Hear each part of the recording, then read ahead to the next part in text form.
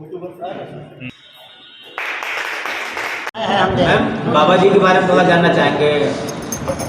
आज 14 अप्रैल है। आज डॉक्टर अम्बेडकर जी की जयंती है, जो हमारे भारत के संविधान के निर्माता हैं और आज उनका जन्मदिन है।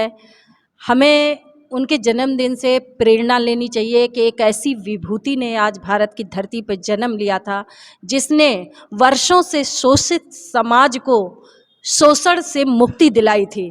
आज बाबा साहेब ने शायद जन्म न लिया होता और वो यातनाएं जो समाज का उच्च वर्ग नीचे वर्ग को देता था, वो जंग उन्होंने न लड़ी होती तो आज भी भारतीय समाज उसी त्रासदी को झेल रहा होता।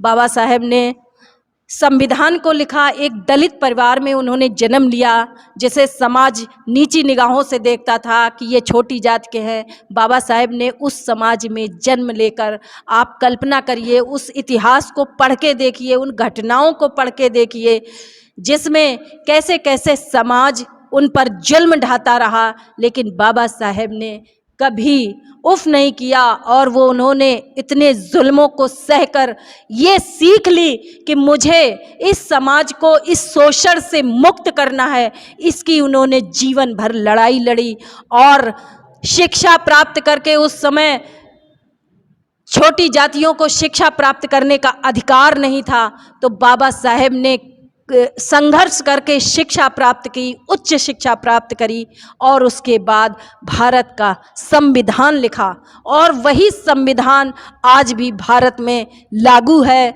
और ये सरकारें आती गई, बदलती गई, लेकिन एक भारतीय संविधान है जो भारत की पहचान है। उसी संविधान ने हमें जीने का एक सही अधिकार दिया।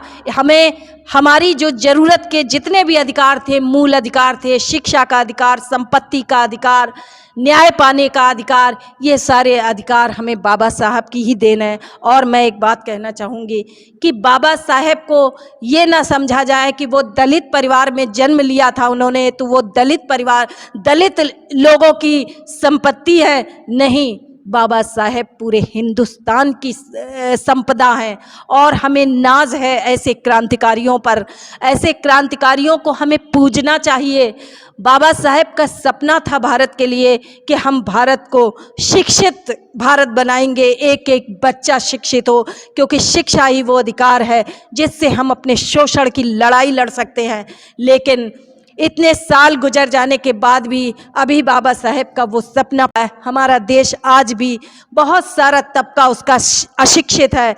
हमें बाबा साहेब का अगर सपना पूरा करना है तो इस समाज को शिक्षित करना होगा और ऐसी सरकारों को हमें चुनना चाहिए जो शिक्षा पर जोर दें। इसलिए जब तक भारत का एक एक बच्चा, एक एक व्यक्ति शिक्षित नहीं हो जाता, तब तक हम बाबा साहेब का सपना पूरा नहीं कर सकते। इसलिए आज के दिन हमें शपथ लेनी चाहिए कि हमें सबसे ज़्यादा शिक्षा पर जोर देना चाहिए और शिक्षा के लिए सरकार को काम करना चाहिए।